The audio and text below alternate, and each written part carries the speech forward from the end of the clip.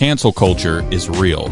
CrossPolitic is on the front lines of this battle with the goal of creating a Christian television network and platform where we can't be canceled and where content creators will have the freedom to glorify God. Our goal is to create a space for like-minded businesses to thrive on this platform and to reach an audience that will not only buy your products and services, but also support your business when the heat of cancel culture comes your way.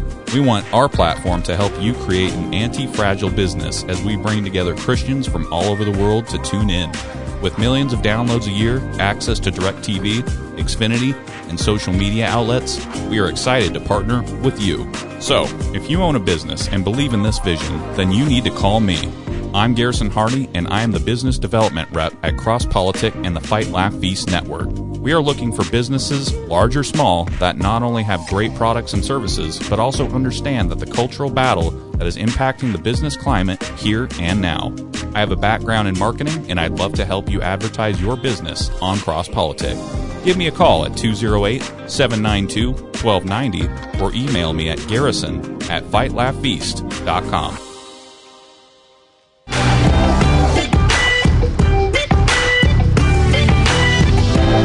Lagavulin, you're going to need it for this show. Welcome to a Thursday night special, kind of a COVID Panic 2.0 special. Hey, don't be saying COVID. With Pastor Toby, Chalk Knox, I'm the Water Boy. Get us kicked off so fast. We decided to kind of put together kind of an emergency non-panic show, actually. I mean, we're sipping scotch. Yeah. That's how panicked we are right now.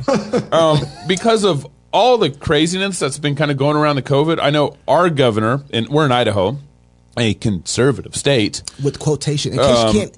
Started doing bi-weekly press conferences. He just started on Thursday. Again? Literally. He's Ramping ramping up all the Corona talk, man. and he's getting all his specialist doctors in and all that stuff. So, and I know other states have done this. I mean, Cuomo's going insane, and a car is going to drive up to his mansion and hopefully pull him off. I hope not. I don't want to live in that country. I hope not. And real. of course, Joe Biden, the masking, the vaccine.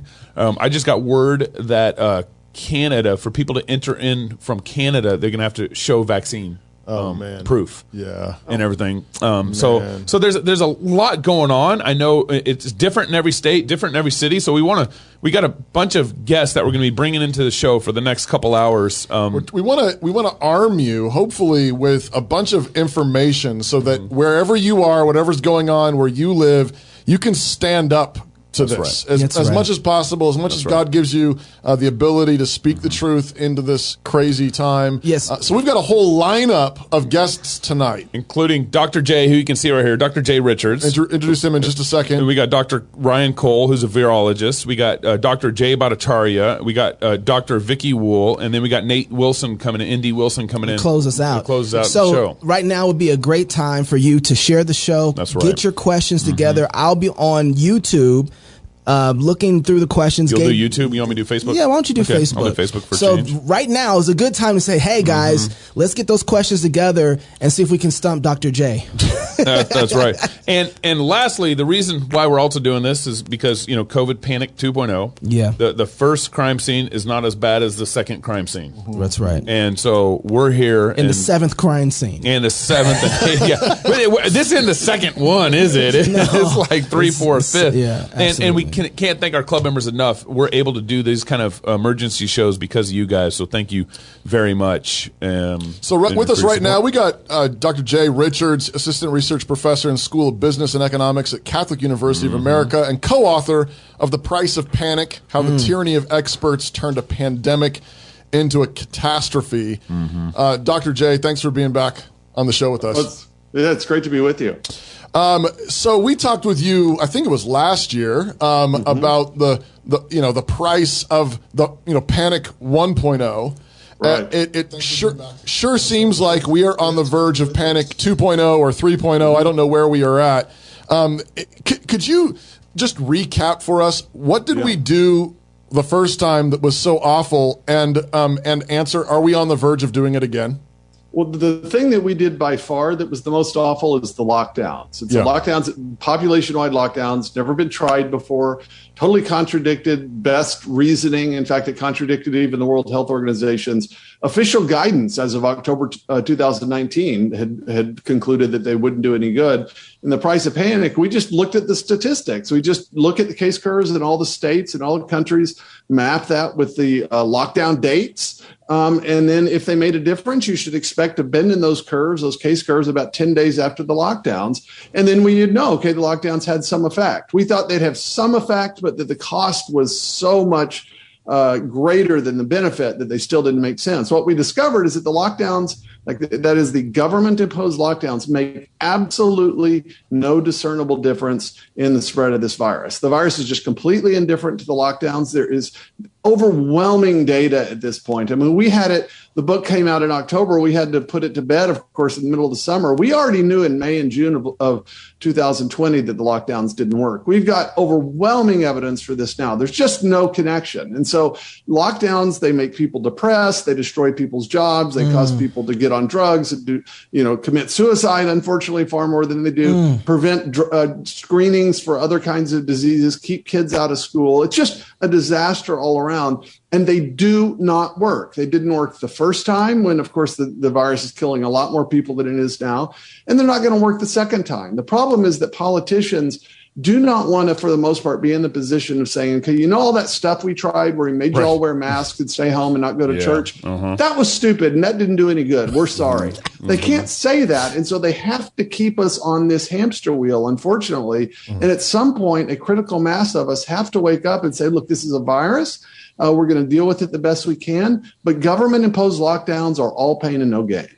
So there's so much there because that should be enough by itself, right, Doc? Like that lockdown's enough. You wouldn't have to go into mass, which is what I want to get to. But the lockdowns, they actually confiscated part of our property and said you can't operate your business anymore unless we give you proof or some sort of validation as your what do they call it? Essential, non-essential. I wanted to forget that word, essential worker. Don't forget that.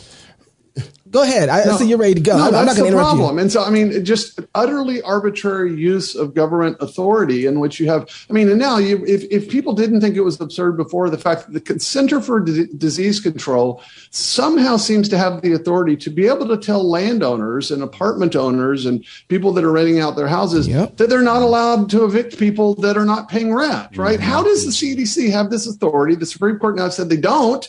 The president said we're going to do it anyway. I mean, it's quite obvious that we're dealing with an arbitrary exercise of coercive state power used under the guise of public health. But of course, it's going to be under public health. Every attempt from now on to basically increase the power of the state is going to be justified in terms of public health. And so if we can't finally say, look, we got to quit complying with these really ridiculous things. We're not talking about violence. We're not talking about massive civil disobedience. Just if towns simply say, look, we know mask wearing doesn't make a difference. Locking us in our houses doesn't make a difference. And we're just not going to do it. Doctor, the thing that scared me, and this is since we're on masks, when I started looking at the science on masks, because I hadn't paid much attention to it before, it seemed like it made sense. But when I start looking at that, all the randomized control testing that we have ever done on the efficacy of masks as it relates to influenza type viruses have never been effective. And yet, and we even saw Fauci and others come out. Our attorney general at the time said, people, for goodness sake, stop buying masks. They don't work for general public. Yeah. And yet we still were able to manipulate people to all wear masks. I know. That's what's so depressing about this. And we realized when we were working on the book, the World Health Organization, they did what's called a meta study. So it's an analysis of all the randomized controlled trials and other kind of less precise researches, basically on the effects of lockdowns, basically not letting people go to school and mask wearing. And this is the World Health Organization 3 months before the pandemic started said there's no good evidence that these things work. And, now look, if you're going to wear a properly fitted, clean N95 mask and you're always going to do it and you're going to clean it out, that's going to probably reduce the likelihood some, but you can't do that. There aren't enough to go around. And most of what we're actually doing with these surgical masks and cloth masks, they just don't make any difference for something that's spread by aerosol. And they have trade-offs for a lot of people, especially for kids who have this kind of overweening desire on the part of public health officials and politicians to get us to comply and to make sure that there are visible means of compliance, which is really, I think, think at this point what the masks are about. So, Dr. J, what do you think? Like, it seems like it's going to go differently this time around. It seems like Florida won't shut back down. I mean, Ron DeSantis, they will not. Yeah, they will not. But how are you kind of reading nationally? Obviously, Biden's putting pressure on Florida. You know, kind of how are you reading things Texas nationally? too. Texas, in some of the politics and maybe some of the friction policies that might come out over this next year. Well, I think at least a segment of the population is going to be less willing to comply. I mean, look, March of 2020, none of us knew what was going on. And so all things being equal, okay, I don't know.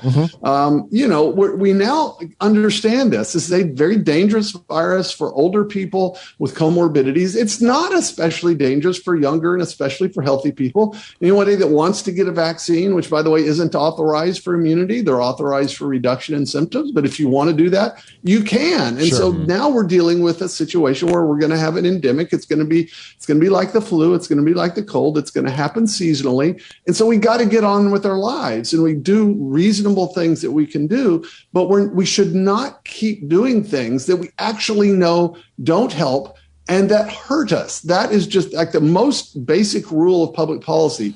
Don't do things that hurt and don't help. I mean, it's not that complicated. And so fortunately, you know, we got Ron DeSantis, who is not going to give in on this. He gets it. He's got the beat on this. And I'm frankly delighted that the president has decided to take on Ron DeSantis on this, because I think this is a totally different thing. And I'm hoping that some other state governors they're conservative will see what Ron DeSantis is doing and frankly kind of get a backbone. Because at the moment, I mean, it was really Ron DeSantis and kind of a couple of people, but the truth of the matter is very few politicians, left, right, or center, were really willing to do the due diligence that Ron DeSantis did. He did a deep dive on the science. He found out what was happening in Europe, and he pivoted on policy about as early as he could have. Dr. Richards, since your book's come out, I mean, you've got, so much data in that book, and I mean, page after page. I mean, so far you're just kind of making me more depressed because is anybody listening? But I guess that's my question is, apart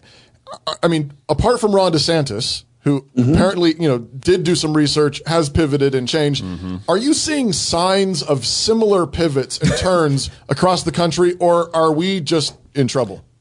Well, I think it depends. I think we're sitting on a bubble. And so I think about half the population there's some stage of being red pilled on the kind of nonsense that's happening. Right. But the other half of the population is either terrified or they're identifying with the lockdowns for political reasons, which is totally bizarre. And so they seem to be sort of invested in that. And that's my worry is I thought, honestly, a year out, most of the population would have woken up. I didn't realize that, look, a lot of people identify with mask wearing and all this stuff for political reasons. And so it's almost like you can't reach them on the evidence and the argument. I do think that at the margins, more and more people are kind of realizing what's going on. I mean, look, anybody that actually wants to know at this point can know what the infection fatality rate of this is and who's in danger and who's not. Yeah. And so my hope is that over time, we just need a few bold leaders, because a lot of people are willing to talk about this privately. Not enough people are willing to talk about this publicly. And so I just honestly think we need about 3 more Ron DeSantis's and then some honest media and podcasts that are willing to sort of say, look, let's compare New York and New Jersey to Florida and see what's happening. Yeah, I just I would like to believe that would be enough to move people. But after I've seen people reject facts that are so simple, if I can learn them, if I can find these things out, I mean, I'm looking at other folks like, y'all much brighter than me. Why? So I guess in one sense, are you surprised that the panic has really crippled our ability to really grasp some of the basic information?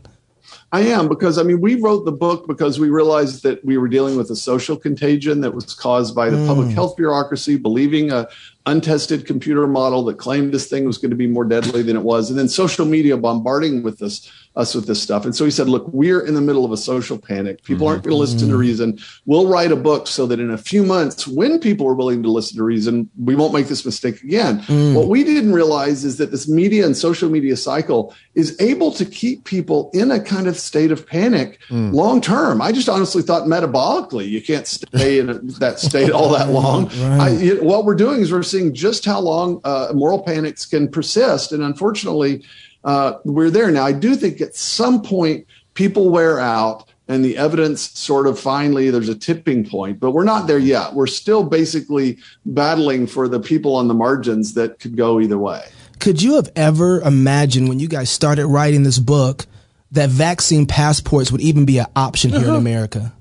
No, it's absolutely terrifying. I mean, this idea, what's weird about this is that the vaccines aren't even authorized for immunity. So why would people be forced to do this? These have been authorized for reduction in symptoms. So if you're really worried about it, get it. But this idea that people should be made to do it and that they should be locked out of basic life, essentially, right. Being able to get on a plane or go to the ball game or go to their job unless they do this, it's really, really depressing and it's draconian. I think we need to fight this absolutely tooth and nail. If we can comply with this, there's almost nothing that we won't comply with. We do not want to give people who'd like to control us the message that, look, we will allow you to force us to put something in our bodies that we don't necessarily want to put in our bodies just to go along to get along, because that's what we're talking about. And so there need to be a lot of lawsuits. There needs to be a lot of resistance because most of these politicians are themselves somewhat spineless. And if they know lots of people are not going to comply and we're going to cause them trouble and we're going to cause them heartburn, I think they'll back down on this stuff.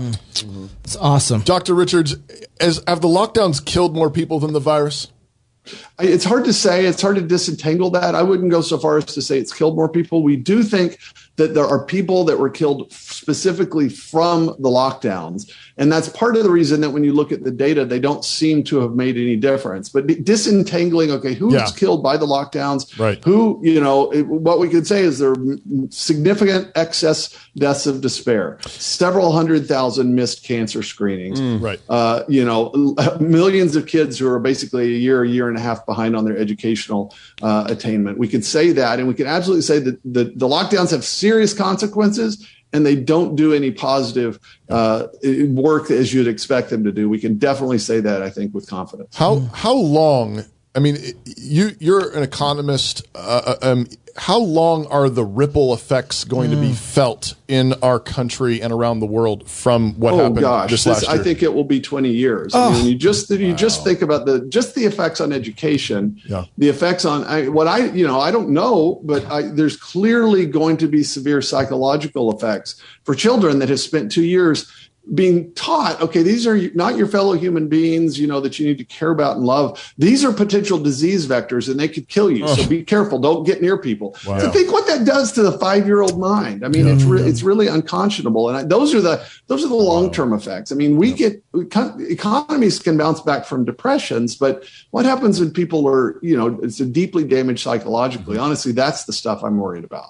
Wow. Dr. Richards, thank you so much for phenomenal your work on this. Get the price of panic so that we can stop panicking.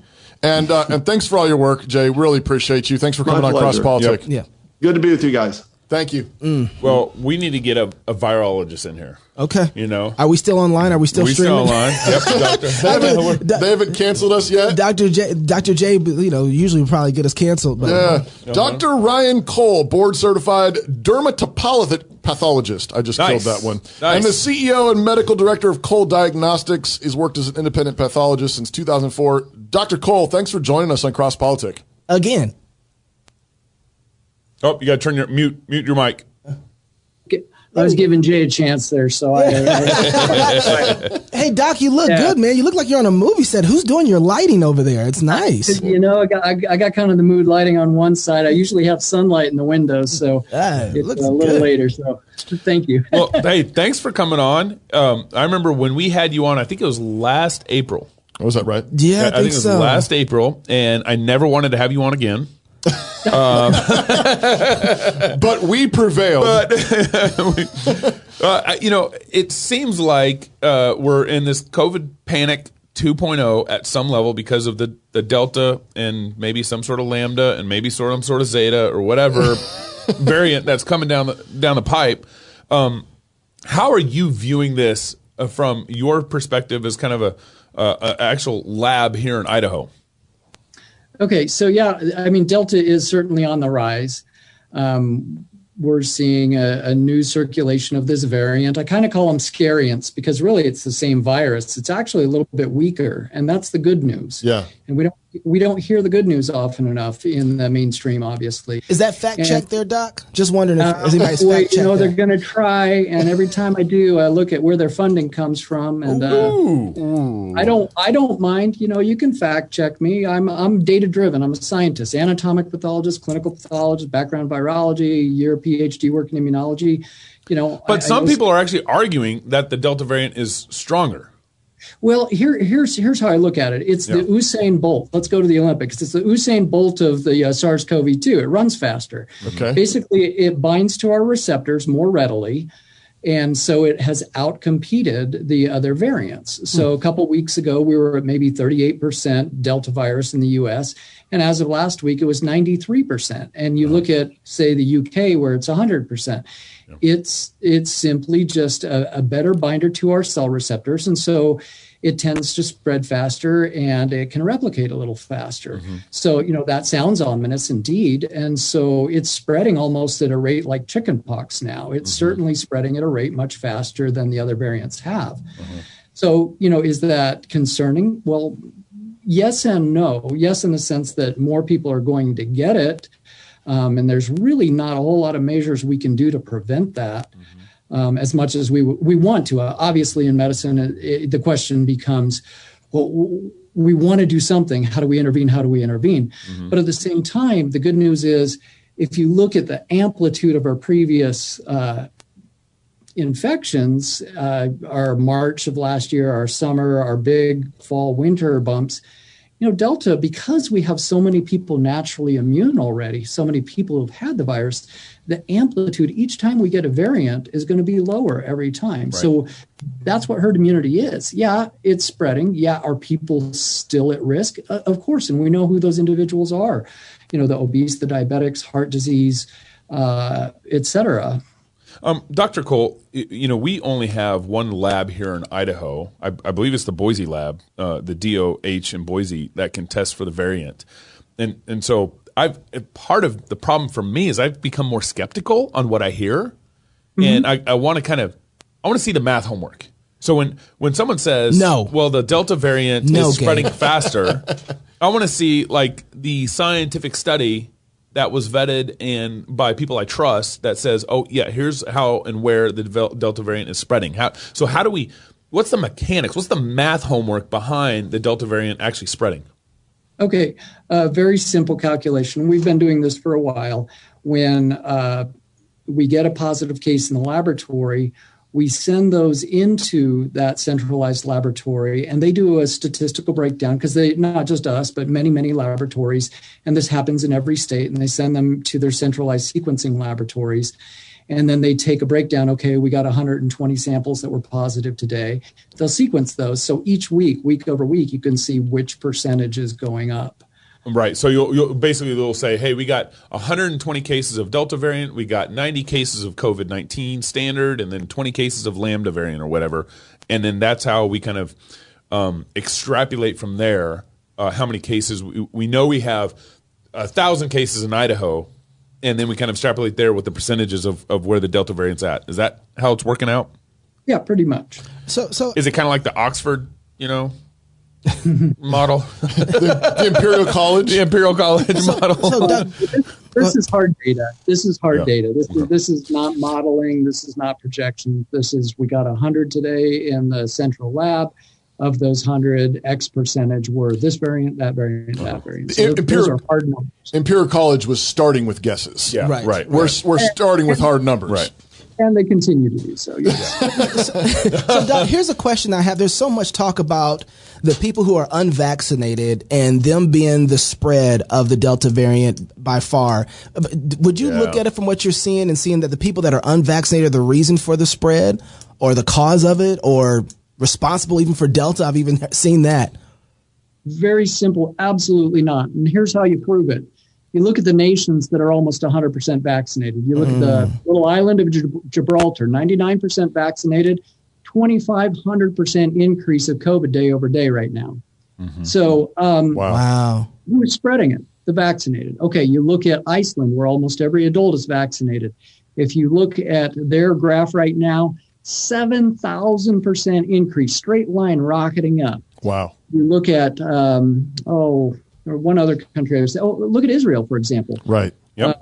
Highly vaccinated. Yep. Yeah, highly vaccinated. In their ICUs right now, 78% of those in the ICU are double vaxxed. Yep. Their deaths last week in Israel, 25 deaths, thankfully not a big number, but 20 of those were double vaccinated. So you have to, you cannot listen right now. Unfortunately, we have very asymmetric reporting in the United States. Once the CDC started tracking, after about 10,000 breakthrough cases back in May, they said, we're just not going to track this anymore. Well, and the other irony is you hear the panic in the media here, it's all the unvaccinated. Everybody get your vax, as though the vax is going to do something. It's not, because you've got to wait 8 weeks until that immunity would even kick in. So vaxing in the middle of a quickly spreading virus is non-science. But if you look at the nations that are highly vaccinated, well, it's not the rabbits, the chickens, or the mice spreading it. It's the vaccinated spreading it. Right. Yeah. So push back the other way. He was asking if the unvaccinated are spreading it. I mean, in the numbers you're seeing, I mean, is it just split or random in terms of vaccinated, unvaccinated, or is it possible that the vaccinated people are even spreading this more than unvaccinated? Oh, yeah. No, that's what I'm saying. It's the vaccinated spreading it equally, if not more, than the unvaccinated. Why would it possibly be that the vaccinated are spreading it more? Okay, so from a biologic point of view, again, this is a rapidly replicating virus within the body. Right. So now those people have an antibody against Wuhan, the wild type virus, several generations ago virus. Right. And so once that virus binds, their antibodies are focusing their attack, looking for that Wuhan strain, revving up and looking for that. Meanwhile, Delta is just sneaking in under the radar. Ooh. And so in some studies, there was a leaked CDC PowerPoint this weekend, and they were talking about this, and they showed in some that there may be higher viral loads in those individuals. Wow. So both are spreading it. Yeah. No doubt. I'm not going to say blame it on the vax. No, but sure. But the reason that they're doing, the reason that kind of information is coming across is to make kind of this unclean person, who is second-class citizen. Unvaxxed. Yeah. And then now you got to feel some type of way, and people are afraid of you because they're afraid that you might be killing people because you're unvaccinated. You can't have the key to the city anymore in New York. Right. And so this whole idea, the way that I'm fine with whatever the facts are, but I just don't feel like I'm getting them. And we're using false information to create this false utopia that's going to be really a hell for everybody else. And that's the frustration. You're absolutely right. If we were honest about this, in Israel, they have a briefing every day or every other day of what are the data. What are the data? And they're transparent. In the UK, they're transparent with it, transparent with the data. And, if you don't mind me tangenting getting COVID again, like Dr. McCullough, it's maybe like 1 in 100 million. Mm-hmm. So the naturally immune or naturally immune, we need to leave them alone. If they get a shot after having COVID, they're actually at a multiple times increased risk of adverse reactions. So wow. I can go into how that works if you want in terms of immunity. Please. Okay, so think of the virus as a bicycle. This is kind of the analogy I like to use. Okay, think of the front tires, that spike protein. Okay. Well, if you get a vaccine, you're making maybe 12 antibodies to the front tire. Well, if somebody's had a natural infection, they have antibodies against the handlebars, the frame, the post, the seat, the pedals, the chain, the cranks, the back tire, the brake cables, the brakes, etc. So now your bicycle gets into a crash. Now that front tire's bent. Okay, so those antibodies that normally would have tightly fit around that front spike tire, now only a handful of them are going to bind there. You're starting to lose the amount of antibodies that can bind to it. Well, those who've been naturally infected and are naturally immune, guess what? They still have all those antibodies against the rest of the bicycle. Right. So we're chasing, this little part of the virus with the vaccine. And unfortunately, even that spike in the vaccines, we know now the spike is the toxic part of the virus. And we're injecting a sequence into people to immunize them. And we're immunizing people with a sequence that makes the spike. We were told that it stays in the arm after you get the shot. Now studies show that it circulates in the body for at least 2 weeks in in countless individuals. And that spike is toxic. It causes the same vascular injury, brain injury, lung injury, heart injury as the virus would itself. So we need to stop and rethink what we're doing, because this spike itself is the toxin, and that spike is mutating. And this family of viruses, we can't chase this virus with a vaccine now. And we're seeing that now. The efficacies that you see claimed, 90, 95% effective. Well, now Moderna and Pfizer are down in the 40%. So if you even believe the way they calculate that. And J&J against Delta is down around 30%. So now, you got better odds in Vegas right now. Unfortunately, we need to. So, Doc, then with that being said. Oh, my goodness. So then could we, and this is something I was thinking about, and maybe I'm wrong on this, but could we see multiple booster shots if we go down the vaccine, at least the way they're doing it now? This would have to be a multiple kind of setup where, you're going to need booster shot after booster shot after booster shot to try and get what you would get from natural immunity. Okay, and here's one thing to think about with those booster shots. Okay, all these lipids that we're using in these shots, we've never used most of those lipids and chemicals in humanity before. What are the long-term side effects of those lipids? What are the long-term side effects of that spike damage from this protein and or having that extra mRNA in your body? Wow. Autoimmune disease, cancer. I'm seeing signals in the laboratory already that are highly concerning in terms of immune patterns and immunity. Putting some studies together, working on it, analyzing. I'll have the data. I will publish it. But, we're seeing bad signals. Not everybody, don't get me wrong. Look, 90% of people are going to be fine. But, 10% of a billion people to get a shot, that's not good. And to your point, you say, okay, are we going to get a booster? Well, that's what the vaccine companies want. Absolutely. By the time we roll out a Delta booster, Delta's gone. So now we're on what? Lambda, Mu, Phi, Zeta, like you said. I don't want to get to Omega. or maybe we're onto the Cyrillic alphabet. Right. But at that point, you got to think about it. So I think I learned this from you. I'll give you credit for it. It seems like we've just kind of like standard, understanding of viruses are out the door. In other words, as I understood it, as a virus mutates, it gets weaker, and as transmissibility increases, death rates go down. But those two principles to me seem like way out the door in all this. Right. Yeah, if you look at Delta is the India variant. We went from calling the variants from where they came to now we look at it and say, okay, what letter of the alphabet? That's fine. Right. Poor Greeks. If you look at the death rate from Delta in India, you heard in the news, oh, look at the numbers in India, they're horrific. But you didn't take into account in the media that there's 1.2 billion people there. Statistically, Delta was 1/7. To your point, you're absolutely right. It was 1/7 as deadly as what we experienced in the Western world. That's good news. So we should be celebrating that. Is it still a deadly virus? Sure. Should we be protecting the susceptible? Sure. Should we be doing the things? Should we, we should be testing and treating.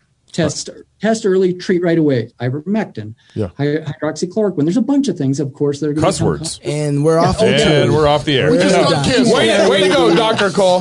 This is why I didn't want you coming on. I know. Early treatment works, darn it. Dr. Cole, so you're looking at the data, and as you said, you're a data person. You're just going to keep reporting the data. You're going to report it. You're going to report it. I want to think that there are a lot more scientists, medical doctors like yourself that are looking at the data and are going to report it and believe it. But then the CDC comes down and says, we're going to extend the moratorium on evictions. The CDC, of all places, has authority over landlords. Is commanding landlords that they can't evict people because there's a health crisis. And so I want to believe that there are lots more doctors like you out there. What are you seeing on the ground? Is there any turning of the tide? Is there any of this data that's beginning to turn people? Because, a year ago we didn't know what we were dealing with, but we've got over a year of this data. Or are you the only one? Well, I'm not the only one. I think it takes courage. I think people need to be courageous. I have plenty of colleagues that pat me on the back and say, thank you for speaking up, saying what I want to say, but I can't say. Wow. Sadly, some of these brave individuals are stuck within corporate medicine, institutional medicine. Yep. And they like being able to feed their family and pay their bills. So I understand why they can't say things. There is no high priest of medicine. We're a congregation of doctors working together on behalf of humanity. And we've lost this concept. And so they're beholden, unfortunately, to the systems and not losing a career. I'm not afraid to say what I need to say because it's data and there are human lives at stake here. And if we ignore the things that, well, to your question, okay, so CDC, that's a big question in terms of the legalities, constitutionality, what they did. But it was today or yesterday, Fauci says, what we need a pill that somebody can take for 7 to 10 days that's efficacious against the virus, blah, blah, blah. And I'm thinking to myself, gosh, we already have one of those. It's just getting suppressed. You know why? Because it's so inexpensive, effective, and cheap and safer than an aspirin. 4 billion people have taken it on the planet Earth in the last 38 years. Nobel Prize was given for this molecule. We know it works against dengue, Zika. I want it. What is it? It begins with an I and ends with an N. Oh, God. But what you're talking about, that sounds like massive corruption, Dr. Cole. Like if that's like conspiracy theory corruption. I mean, if it's cheap and effective, and but we can't do it because big pharma won't make millions and billions off of it. That's corruption. Follow the money. At first it was about the virus. Yeah. And if it were truly about the virus and lives, if you look at the Helsinki Convention 1964, in that it said if there's an outbreak and there's something observational that clinicians are seeing that's working, then you use it if it's safe and effective for the patients and cost effective. We've signed on to these international conventions. We're supposed to be, if you don't treat early and if you tell a patient to go home and come back when their lips are blue, you're doing harm.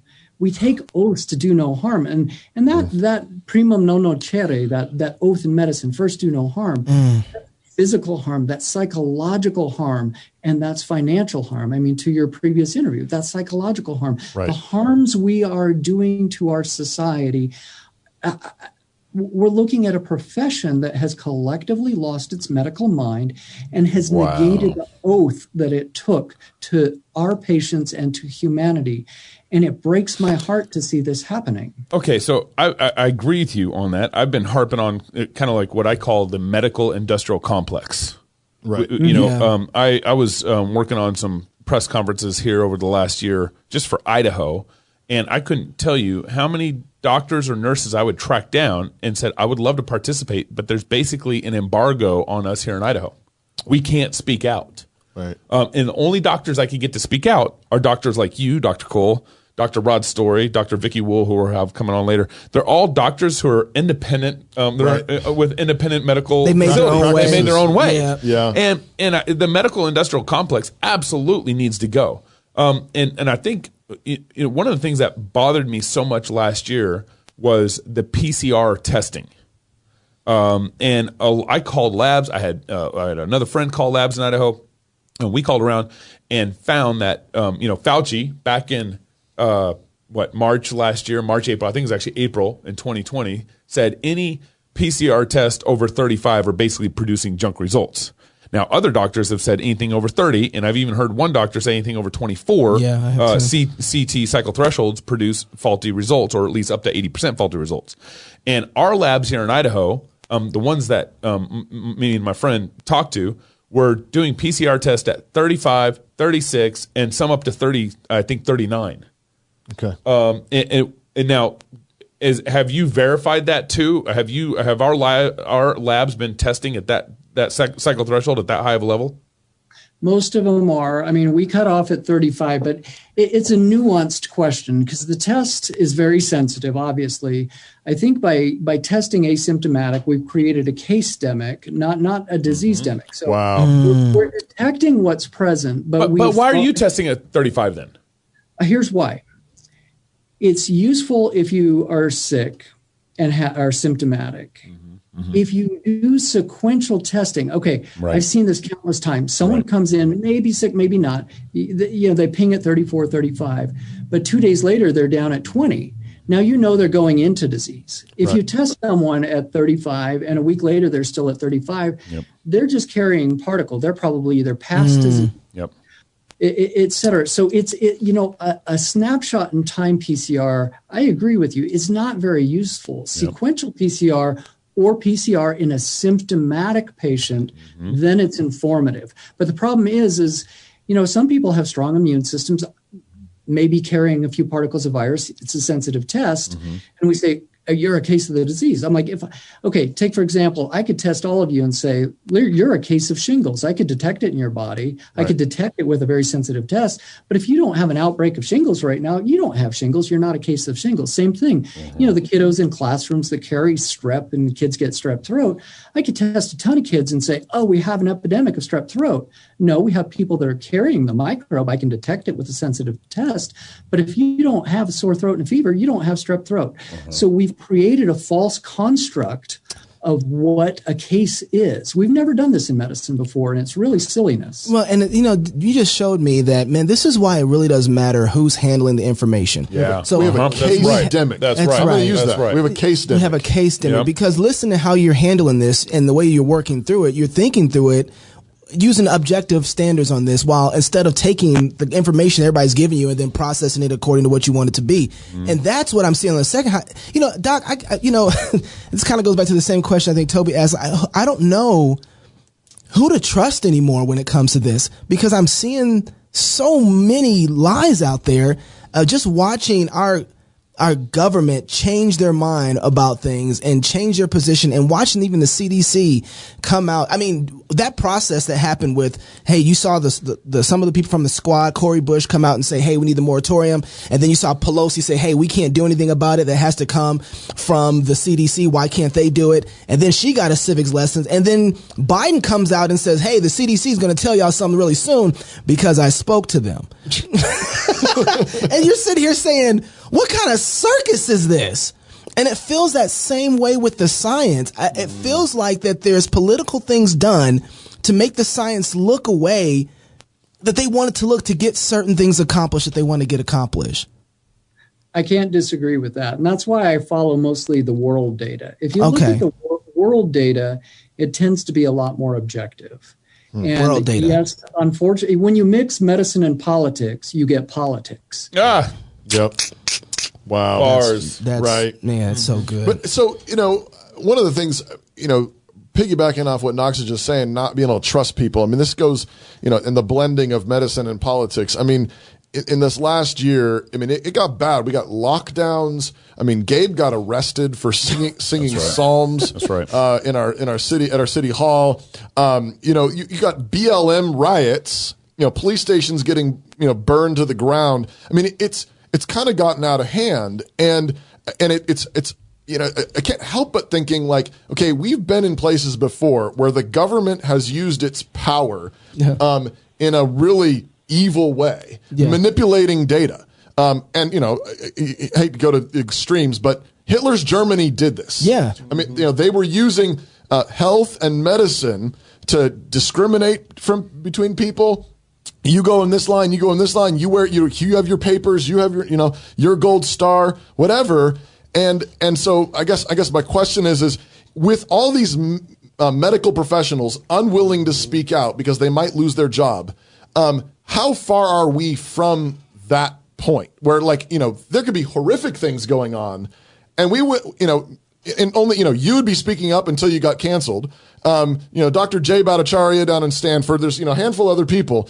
I mean, I'm getting worried that that's where we are or where we're headed. Can you say anything to, kind of encourage me? There's a quiet army of doctors and nurses and healthcare providers that still love and care for our patients. We're not bought into any narrative. We're not political. We took an oath to humanity. We're here. We will keep fighting. And no matter what, we'll find a way. If we have to knock on every door with a pamphlet like they did in the 1700s before a revolution, we'll be here on behalf of the patient. That's encouraging. That is encouraging. Yeah. I hope it's true. Gideon's army. Yeah, Hey, Doc, one thing before you go, just real quick. Right now, inside of our town, our school has decided to have masks enforced in their Moscow High. Moscow High. Yep. Name that school. Our governor is starting to do press conferences leading up to this bi-weekly or every other week. As you see this, how should we communicate to our civil magistrates to tell them we're not going back to this? What information can we use? How can we share this information with them? What would you say? Hey, take this and put it there in their email. Okay, so they ask us for, some of these safe medicines. They say, where are your randomized controlled trials? Where's your placebo? You look in the history of medicine with an airborne virus. In the history of medicine, there's not one positive trial. There's conjecture and there's, whatnot, but there's not one randomized controlled trial, placebo-controlled trial that shows that masks work in the spread, preventing the spread of an airborne virus. So, if they're going to do something that's political, they have to do it based on science. And if they're not following the science says, if you look at all the countries where they've used masks or not used masks, in some of those countries where they used it, the spread was even higher. But apples to apples, there is not one study that shows that masks stop the spread. This little particle, once it's in the air, it can travel 60 feet, travel through the ventilation, et cetera. So again, it's the appearance of doing something without evidence. Yeah. And that's the data frustration. Gosh, if they worked, I'd wear it everywhere. Right. Sure. But I don't. Sure. Because they don't work. Have you again? I'm done inviting Dr. Cole on. I mean, this is every time you do this to me. I want to know. Have you had a chance to talk to our governor, Dr. Cole? Oh, I think I'm pretty shut out because I'm not a yes man. I'm a data man. I would love the opportunity to share data with him. And I think we could have a very reasonable conversation if he would listen. I had hundreds of doctors, the ones that you asked about around the state, say, why aren't you on his advisory council? Yeah. Because people don't want a counterpoint of view to make sure they're thinking clearly. Yep. And am I, fallible? Sure. Am I a perfect human? No. Are there things I've learned that I've shifted my point of view? Yeah, that's real science. There's no such thing as the science. You have to be able to study, adapt, learn as you go.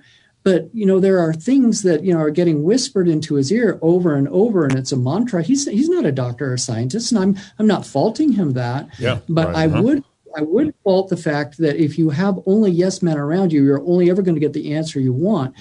And you're not going to be able to peek outside that box and go, wait a minute, we need to pivot and rethink this. Well, I would be honored to sit down and have a decent conversation. Yep. We need to make that happen. I know. I mean, the problem is just they aren't going to listen. I mean, we tried reasoning with our city council and they arrested me. You haven't gotten arrested yet, so it looks like you're doing all right. But we tried reasoning with them for months. Yeah. We brought up the fact that there was no legitimate randomized controlled study saying that masking worked. We brought up the fact that there's social distancing. There's not one scientific study that says social distancing works. You just said 60 feet. The park Yet I got a misdemeanor because I wasn't social distancing. Right.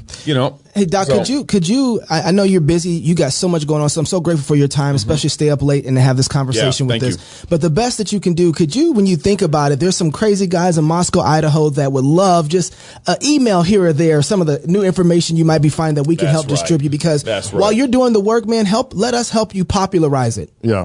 So how can we follow you? Do you have an email list you release? What's going on?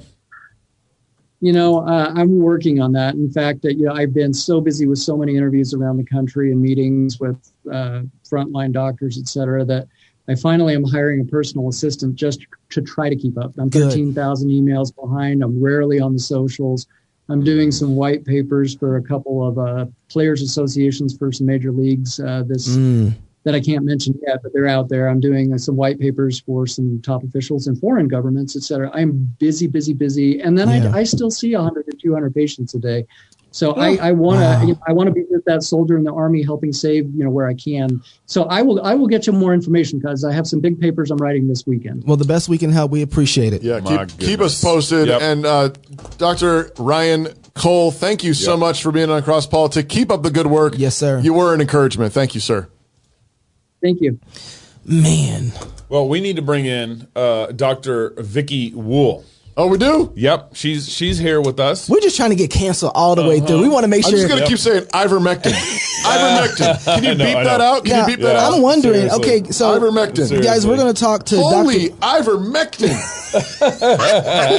And we're still here. Listen, right now, if you haven't shared the show, now would be a good time to share the show. There's so much great information here. And if you have any questions, throw them in there. We might get to them. I'm looking right now on YouTube, and people are fighting back and forth, but no one's really coming up.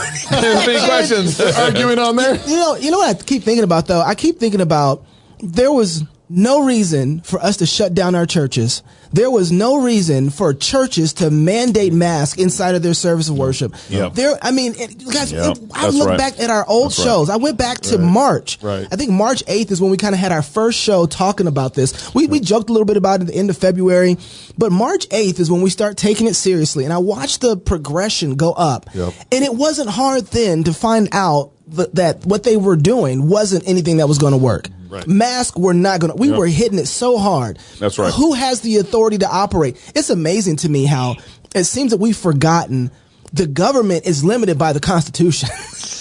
So wait. Let's get Dr. Vicky in. Yeah. We'll pick that up here with Yeah. Nate when he gets in. But Dr. Yeah. Vicky, she's online. Okay, good. Yeah, she's online. And Why are we on the screen? That's not Dr. Because Vicky. she's audio. Yeah, but why are we on the screen? Doctor, because I don't know what I'm doing with Zoom. Just let it happen that way. Dr. Vicky Wool. Yes. Epidemiologist, runs Eagle Creek Family Medicine in Eagle, Idaho. She's on the board of directors for the Independent Doctors of Idaho, the IDID. Dr. Wool, thanks for joining us on Cross Politic.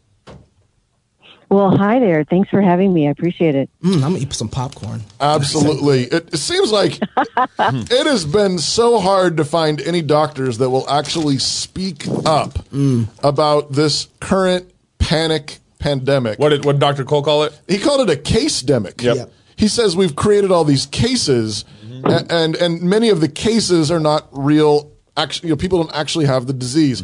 Why? How have we gotten to this point, Dr. Wool? Well, Ryan was very optimistic, and I'm He was. a little bit more blunt, I want to say. I actually lived a communistic takeover. I lived it for 10 years and saw what happened to the country, and so I'm more tuned to what's happening in our own country, and also because of the medical politics and general politics that I've been doing for the last 15 to 18 years. So early on last year, I was one that called out the fact that we were looking at cases and cases and cases, and you don't know what a rate is unless you have a denominator. So you just can't look at cases. It just depends on how many people you've tested. Well, now we know that the testing is bunk. Reinhard Fulmich, who is an attorney in Germany, has a lawsuit going against, the originator of the PCR test. This is the last I'd heard. The originator of the PCR test, the head of the WHO, as well as the German equivalent to the CDC, because of the atrocities that they were pulling on their people. And because Germany is not that far removed from World War II, their people were very acutely aware, saying this smells an awful lot like what happened when Hitler took over. In fact, the Germans had warned the United States, watch it, look what's going on. And I think if you talk to any immigrant that's in this country from another country that was, suffering from the takeover, then you, or some kind of a communistic rule, you will hear them really standing up and standing out saying, hey, you guys need to wake up. This is bigger than just a narrative of a virus. So can you walk through some of the things that you're seeing where it's like this is that deja vu moment where you say, wait a sec, I was just there. I saw this happen. Yeah. Walk through some of that. Make some connections between Venezuela and COVID. Okay, well, how about if I do a little prediction? I can tell you that there was a lot of civil unrest. There were these guys that were dressed up in black T-shirts and they wrapped them around their heads and they were called encapuchados, and they would station themselves at the entryway of the General University in Caracas, which is the biggest university in the biggest city of Venezuela, and they would have all kinds of stone throwing, knife wielding, shouting against the police. And the police, because the university was autonomous, the police couldn't come into the university proper. So it was always this standoff. And these guys were not students. They just weren't. They were hired thugs is what they were. So civil arrests, and it would just shut down the city. Are you talking about Black Lives Matter? No, I'm talking, yeah. I mean, it sounds like you just described Black Lives Matter to me. Yeah, it's Antifa. Antifa, well, Black Lives Matter?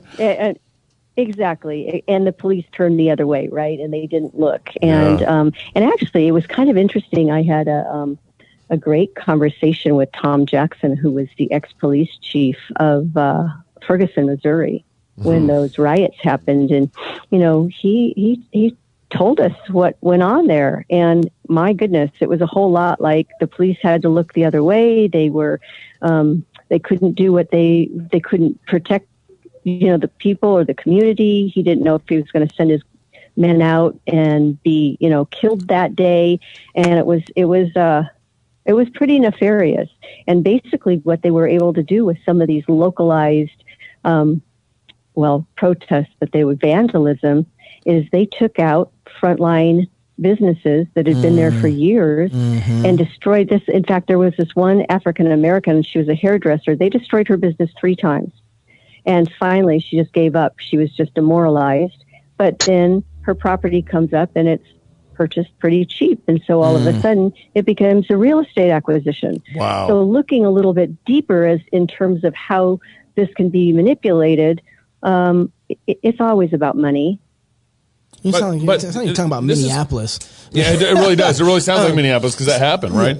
It seems like people, what goes on kind of like on a broad scale, why are like normal citizens not getting involved or not pushing back? It seems like we theoretically would still have the numbers to push back against tyranny here in the United States. Great question. And you know what? In the very beginning, when I went down there in 1986 and I came home in 1996. And in the very beginning, it was just, there was a little bit of problem. There was some corruption. The president had an affair, now it seems like they're shipping gold out of the country. That seems a little odd, and then we hear about these epidemics of, yellow fever, but it was never transmitted to the Capitol. So there was just information that wasn't getting around. And so we were all asleep is what I want to say. We were totally asleep. And we just, we kept on doing our thing. We kept showing up to work. And I actually went to medical school there. I didn't go there to go to medical school. I was finishing a PhD in epidemiology, which is public health, from UCLA down there. And I ended up going to medical school, and I did it in Spanish. And so we just kind of went through and got through, and all of a sudden, like inflation. Oh my gosh, I couldn't buy meat this week, and I couldn't buy milk. And in 10 years, I never bought myself an article of clothing. I was so poor. I was beyond poor. So I went down there kind of middle class, and I left there, totally bottom of the class. I had plastic bowls to my name, but God provided. God was amazing, absolutely amazing throughout the whole thing. So we were asleep, and we were asleep until the morning of the coup. And the coup happened when Chavez was in prison. It was in the morning in November, and my girlfriend calls and she said, "Hey, don't go to the university." And I'm like, "What's up?" And she goes, "Look outside." I looked outside. There wasn't one bus on the street. There wasn't a person. There wasn't anything. I'm like, "What is going on?" She said, "We're under attack." Chavez has bombed the center of the city, which is where the little airport was. And I said, oh my gosh, I got to get to that clinic that I'm working at.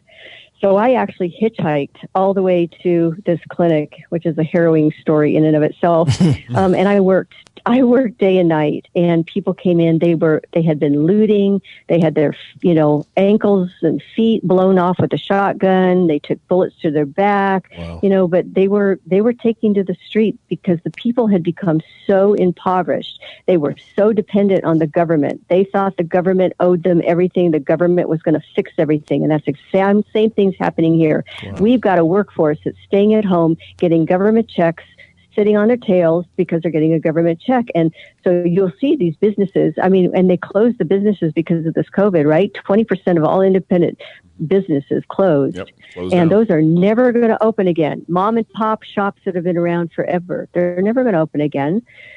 So in becoming, more and more dependent on the government, and we're just okay. We're not in that much pain. Yeah. I guess the mask wasn't that bad. Having to do social distance isn't really that bad. But if you go and you look a little bit deeper, like I travel a lot, some of these airports now are really kind of like scary. They're like LAX is filthy. The bathroom was filthy. The whole ambiance changed. Even what they tell you overhead, the CDC has passed a law and, you have to do this or they'll pick you up and you could face prison time and fines. And, so depending on the airport, their spiel is just a little bit different, but it's very intimidating.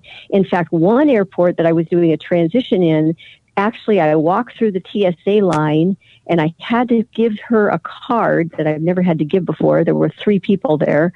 And then I walked through and then they had me, after I went through, the security check, they walked you through a little corridor. And I tell you, it was bare walls and no flooring. And it looked like something from Venezuela. I've seen that in a lot of airports. Wow. For the last couple minutes that we have left with you on this, I want to kind of get into the whole pre-treatment thing. It seems like we were talking about this, Dr. Cole. It seems like standard medical practice has just been out the door with this COVID virus. Like we just rejected or forgotten or whatever's happened. Yeah. We stop even kind of talking about, okay, what do you do before you go to the hospital? If you get sick, what do you do? Mm-hmm. Can you maybe just walk us through the pre-treatment ideas and things that have been working and how you've been treating your patients? Yes, absolutely. And there is treatment and there is early treatment. And just the whole notion of you have to show up to the emergency room with your lips are blue and you can't breathe before you can get treatment is absolutely ridiculous. Is absolutely insane. Nuremberg. It's quality Nuremberg. Okay. Wow. It really is. It's medical malfeasance. Wow. And so, yes.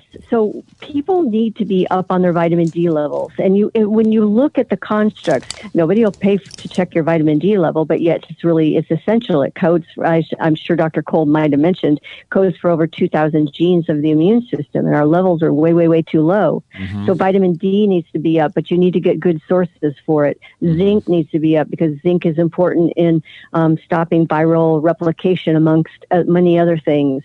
But you can't take too much of it. So vitamin C is really important. So what happened to all of our eating of fresh oranges and grapefruits and things that are really rich in vitamin C? That's the best source for it anyway. N-acetylcysteine, which we call NAC. Now this supposedly is so good for you that the FDA thought it was prudent to make it a controlled substance, or not a controlled, but make it a prescription now. This has been over the counter for absolutely years. N-acetylcysteine is a precursor to glutathione. Glutathione is really important in your immune system, so NAC is a really important precursor. And my understanding is that if you have a child which is challenged, either, maybe spectrum disorder or, slow mentally, they're even more deficient on N-acetylcysteine. So check that out with your regular doctor. But anyway, so that was a really good one too. Quercetin. Why? Because we need the zinc into the cells and it's easy to get and you just take it every day. Where hydroxychloroquine functions the same way. But what's so nice about hydroxychloroquine is that it has a half-life of 21 days. That means like 1 pill a month and you're good with, doing a lot of those preventative things. So when somebody does get sick, if, they've got, you want to treat it early because the phases of the disease are different. And early on, it's, your general kind of symptoms, but then you get the cytokine storm, you get all these inflammatory components that are in your own blood system and it's in your own lungs, and that's what causes a lot of the symptoms. It's the damage from the spike protein, and that's what you want to squash down. So yes, there is treatment. Yes, there's early treatment. There are doctors, you know about them. The frontline doctors have a site. Stella Manuel has a site. Ben Marble has a site called myfreedoctor.com. So there are a number of people that have, but you know what they're doing now? Geez, they're looking at, well, you can't really prescribe across state lines now, huh? So they're looking, it just doesn't make any sense. Why do we have to fight for our health? Why do we have to fight for our freedom? Yep. Why are there so many people? I mean, stand back and look at this. Why do we have to fight? If you look at all the votes that have gone on in even Idaho Senate and House of Representatives, look at their freedom index. They're voting our rights away, left and right. Yep, been watching that. And it seems like, and what's scary about that is that we want to socialize medicine so they can be in complete control of it. Right. Because that's going to go super well. So, wow. Let's give government more control. No. Wow. Appreciate you, Doc. Thank you so much for joining us on Cross Dr. Politics. Wool, Vicky epidemiologist. Wool. Vicky Wool from Eagle Creek Family Medicine. Thanks for joining us on Cross Politics. Thanks for getting the truth out there. Appreciate you. Thank you so much for having me. Well, fresh off of vacation. Or he's not. Or he's not. Or he's not. Or exhausted and wanting to go to bed. Dr. J. Bhattacharya, epidemiologist, professor of medicine and economics at Stanford University. You just saw him already this last week on our Sunday special, but we didn't get enough, and he was kind enough. He came back. To come back. Dr. J, welcome back to Cross Politics. Like, what did I do this for? It's nice to be back, fellas. Yeah, thank you. Thank you. So, Dr. J, what right does the CDC have to create a moratorium on evictions? It wasn't in the Constitution that I read. It seems like they really have overstepped their bounds, but that's, I have to say, not the first mistake they made in this pandemic. Right. Now, Doc, this is funny because the last time we talked, you told me, now I remember this because I went back to listen to the show. It was just last week. It was just last week. You told me that we had some good people at the CDC, and I'm just waiting for those good people to start throwing a fit. But little Queen Miss whatever I want to be, also known as Dr. Walensky, who thinks now that she can just legislate law. This isn't making me feel like at all we have good people over there at the CDC. I like that particular decision absolutely reeks of a political decision. It doesn't seem like a decision that the CDC would normally make given a Supreme Court ruling in opposition to it. So, the problem is, like, the CDC is an actually very important organization. It's supposed to serve the public health. So when it becomes politicized, like I think it apparently has, it undermines the ability for it to do the good things that I know it's capable of doing. So I think I just read an article this afternoon from the BBC. If it's a legitimate news organization, that's to be determined still. Yeah. But they basically, it seems like they found in the UK, although we kind of already knew this in our data, that under 18 years old, this is just a nothing burger, virus for them. But yet our own school, our own public high school here in Idaho, Moscow High School, they're requiring at least in the first 3 weeks, they're requiring all the students to mask up again. I feel like we've lost our mind in all this. What is going on? I mean, the CDC's own estimates for mortality from this disease or survival from this disease for children under 18 is 99.995. And I actually think that is an underestimate of the survival. Wow! Because for healthy children, it's much, it's actually higher than that. It's like 99. I'm going to run out of nines. But we should be thanking God for this. Like, imagine a disease that really does harm children differentially. Right. What would we do then? Yeah. I would have embraced many, many more extreme measures, but I think many people would, to protect children. Here we have a disease which is really, children are really, especially healthy children, are effectively protected just by dint of being a child. And instead of embracing that and letting them live their lives normally, we have stopped them from going to school, prohibited them from playing with their friends, asked them to mask up even if they're 2 years old. I mean, I don't understand it. I mean, and then in the vaccines for children, the side effect profiles for this vaccine for children are not good, right? There's somewhere between 1 in 5,000 and 1 in 10,000 risk of myocarditis for the mRNA vaccines. And so for young children, that is for young, especially young men, against the very, very low risk of harm from COVID, it's not clear that the math makes sense there. Yeah. Like for older people, as you know, I'm very much in favor of the vaccine because of the harm from COVID is so much more. But for young kids, I think like the UK, I think, as you mentioned, Gabriel, they actually decided not to recommend the vaccine for children. Okay. Now, Dr. Cole brought this up, and I didn't really get a chance to push him on it a little further, but he mentioned that, the long-term effects of, leaving an extra mRNA in your body. He said the lipids. The lipids, and he said, I think the having extra mRNA. We don't know the mRNA. Yeah, go ahead. That's to be, still to kind of to be determined. In the vaccine, are you concerned about like having an extra mRNA and kind of left in your system? I mean, I think if the vaccine is working as intended, and I think it does most of the time, the mRNA doesn't stay in your system. What happens is it gets into certain cells, hopefully mostly at the injection site, but it might in some cases elsewhere. In any case, those cells produce the spike protein that then induces an immune response where the cells are, destroying those cells. And then your immune system remembers how to attack the spike protein in that way if it ever encounters the virus again. Okay. That's the theory. It's possible that there are long-term effects, and the CDC, believe it or not, and the FDA are looking for those effects, and they have not yet identified a signal for this. And I mean, it's long enough. There's probably a moratorium on finding those. I mean, it's, like they have.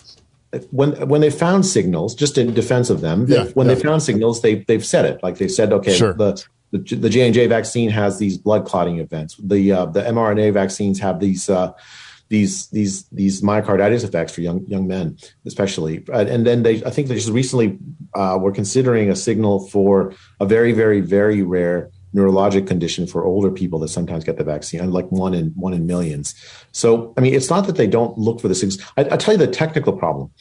If you have so it's two technical problems. One is if you have a common condition in the population, like let's say you have myocarditis, let's say heart attacks. Like if you're older, heart attacks are pretty much more common than if you're younger. Right. So it's easier in that setting to identify if there's heart attacks as a side effect, which there isn't, but if there were, easier to identify among the young people where the heart attacks are rare would stand out more. Mm-hmm. Whereas if you have an increase in heart attacks among 80-year-olds or 70-year-olds or whatever, it's harder in that statistically to find it. The technical problem is that if we're talking about longer term side effects, it's hard to identify those because you have to the only way to really find out is to wait. Right. Doc, I want to talk to you a little bit about the FDA and kind of what they are. You guys keep going. They're looking to do. One of the things that bothers me, if I go to get my car worked on and my wheels have been falling off and they say, hey man, we're going to hurry up and rush and get you out of there. I always tell them, hey, take your time. I want you to get all this right. We'll make sure those wheels get back on the car. I don't want you to miss a screw, grease it down, whatever you need to do. Y'all take your time and triple check. And I just got done reading an article about the FDA kind of putting a rush on this and all hands on deck. I've kind of wondered why haven't they been moving towards this way since they've had the vaccine, and are you concerned at all with what it looks like the FDA is going to approve with this with the vaccine? Yeah, I think generally the FDA's reputation is of moving very, very slowly and being overly conservative. I think we talked last time about the EUA. I do think the emergency use authorization was justified because we did have a COVID emergency and you needed to do something about it. So that's exactly what the EUA process is about. I don't think that it is justified to rush in any way on the full approval, because the consequences of full approval are essentially, in this political environment, many, many people being forced to get the vaccine that don't want it, that have not been convinced by the data or have concerns about it. In that setting, the FDA should do its normal, cautious job requiring large trials that go on for a long time, so that they can see long-term side effects and all these other things. If the FDA does actually end up rushing approval of it, it will undermine its own credibility. That's what scares me. Yep. Well, just kind of like what the CDC is doing right now. I mean, I don't know. I mean, it's. I mean, we keep hitting a theme. I mean, the thing is like I've worked with these folks for a while, not in the political leadership, but in the sort of the ground with the scientists, and there are. I mean, I promise you, there are good people there, but the problem is that this political environment, they're facing a political environment that where they normally would be able to resist it, and here they have like the CDC, I think you've seen, has not been able to resist it. Yeah. Same thing with the NIH. I think the political environment. Why do we not have excellent trials for drugs like ivermectin and hydroxychloroquine and other things that run by the NIH? Because the NIH basically decided that they weren't going to do it. You know, there are various reasons why, but in any case, it appears to be politicization to me. Yeah. We really can't have a public health establishment that is politicized in this way. That, I mean, look what's happening. Like, we basically have now a setting where half the population, the red half of the population, distrust all these agencies. Mm-hmm. Right. Well, you talk That's about a failure of public health. Like, public health is, if it's not reaching everybody, has failed. Yeah. It can't have partisan divides. I think the public health folks in the country need to look at themselves and figure out a way to breach that. And that starts with treating every single person with respect. Mm. Whether Dr. J, I don't know how much you can talk about. I know you're involved in some cases, testifying, giving testimony, this kind of stuff. And I don't want to out you or whatever. But nevertheless, I'm just curious, like, what are you seeing on the ground there? And are we making any progress? I mean, as a legal progress is kind of what you're getting at? Yeah, legal progress, but even also just like, I mean, is anybody stopping and saying, oh, wait, what's the data again? Oh, like, I mean, is anybody changing their minds, or are we completely just everybody just set in their ways? I mean, so first of all, as far as like outing me, one of the most proud things the thing I'm most proud of during this epidemic has been, I've been doing lots and lots of pro bono legal expert witness work to basically defend regular people, right, and kids in this. So like, it last year, what I observed was that it was very difficult to convince judges about what the Constitution means, what the science says. I just saw. Oh my gosh, this is a bummer. Sorry, I mean, they were just scared. I think they were scared of COVID. They were. I mean, I don't know what it was, but they didn't want to be that person who said, no, you're violated the constitutional rights of this church that's been fined $3 million because they held a service. Held a bunch of services. I mean, I think that's what I was seeing last year. This year, though, things have started to open up a little bit. And some of the cases are actually we're starting to win. Okay. Like 3 of the cases that I worked with reached the Supreme Court on the churches. So one, for instance, there was a group that held a private Bible study in Santa Clara County. And Santa Clara County said, you can't hold a private Bible study in your house. Yeah. The Supreme Court essentially ruled that unconstitutional, said you can actually hold it. But it took them almost a year to get to that, which is insane if you think about it, right? A private Bible study in a house. That's another one with churches should be treated the same as hardware stores or something. That also took a Supreme Court ruling, again almost a year after these rulings started to take place. You're also starting to see school rulings go our way. So like probably the best moment for me was last year. I participated in a case in Florida. The Florida governor and the Department of Education there decided that all kids were going to meet in person school all of last year. Yeah, they made that decision about a year ago, and were immediately sued by the Florida Department of basically the Florida teachers unions. And so I worked on that case. We lost in the trial court, but then in the appeals court won. And as a result, the children of Florida were able to be in person all year long. I wish that were the case in California. So I think there's been some movement finally on these laws. An emergency that goes on this long where somehow you decide that the regular laws of the nation, the Constitution, no longer apply, that means we're not actually a republic anymore. I mean, you actually do need these kinds of checks and balances, and I've been very proud to be able to participate in some of those cases. Yeah. Dr. J, what kind of economy do we create when we force people to be vaccinated like New York is doing? Is that going to go well for them?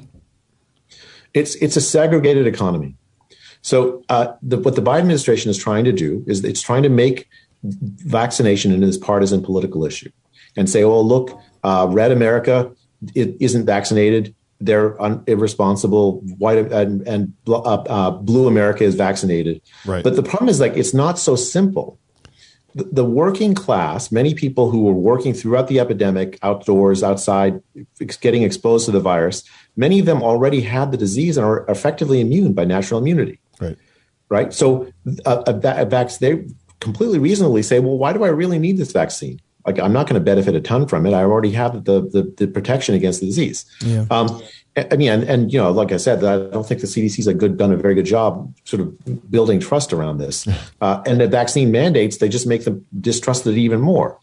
And so when you say, look, you can't go to the store, you can't go to a ball game, you can't go to a concert, you can't fly, you can't Bible study in your home, normal life, you're telling the working class people who actually bore the burden of the epidemic by working, even though they were older, even though they faced a high risk of disease, you're telling them, no, we're going to screw you over a second time.